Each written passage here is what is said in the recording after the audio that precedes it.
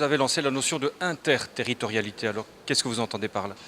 Écoutez, c'est de reconnaître la complexité des institutions, des territoires, des niveaux de pouvoir, et partant de cette complexité, l'organiser de façon pacifique, en aidant les uns et les autres à travailler ensemble pour essayer de montrer que le territoire le plus pertinent, c'est avant tout le territoire qui est capable de produire avec d'autres niveaux de pouvoir des politiques publiques qui soient pertinentes et de mobiliser sur son territoire des gens qui ne se replient pas sur eux-mêmes mais qui s'ouvrent à des projets communs.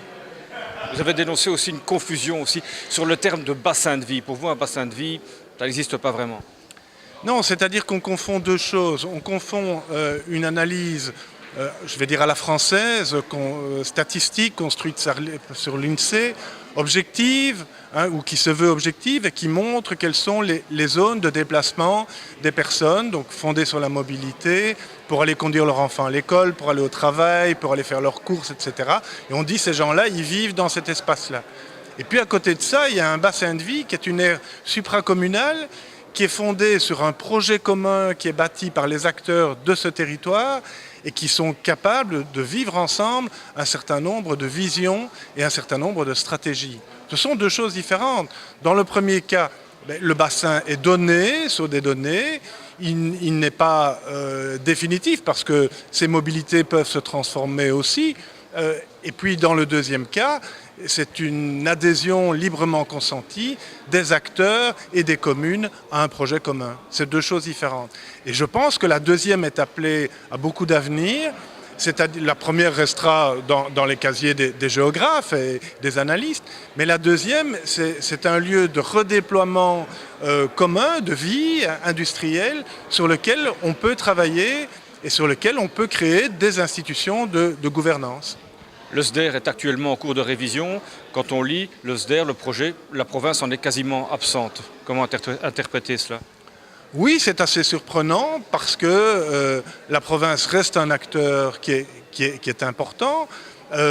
Et donc, que la région n'ait pas de projet pour la province ou que la province ne parvienne pas à montrer qu'elle participe à la dynamique régionale pose question. Et donc, on a envie de renvoyer ces acteurs face à face et de dire comment allez-vous demain construire un avenir commun, contractualiser en fonction des enjeux terribles, colossaux qui nous attendent pour les 15 ans qui viennent.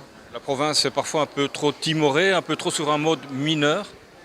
Mais il y a un paradoxe, c'est-à-dire qu'il y a à la fois dans la province des pôles de compétences, d'intelligence qui sont vraiment uniques en région.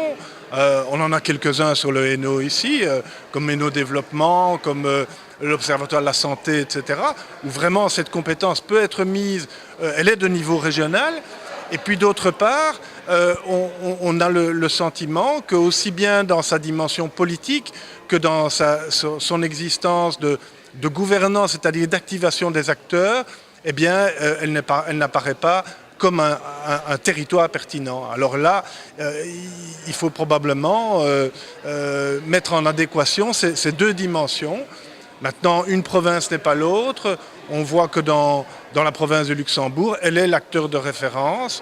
Dans la province de Liège, c'est un peu plus confus. Et dans la province du Hainaut, eh bien, on a l'impression qu'elle sert de toile de fond au développement de ces bassins de vie supracommunaux.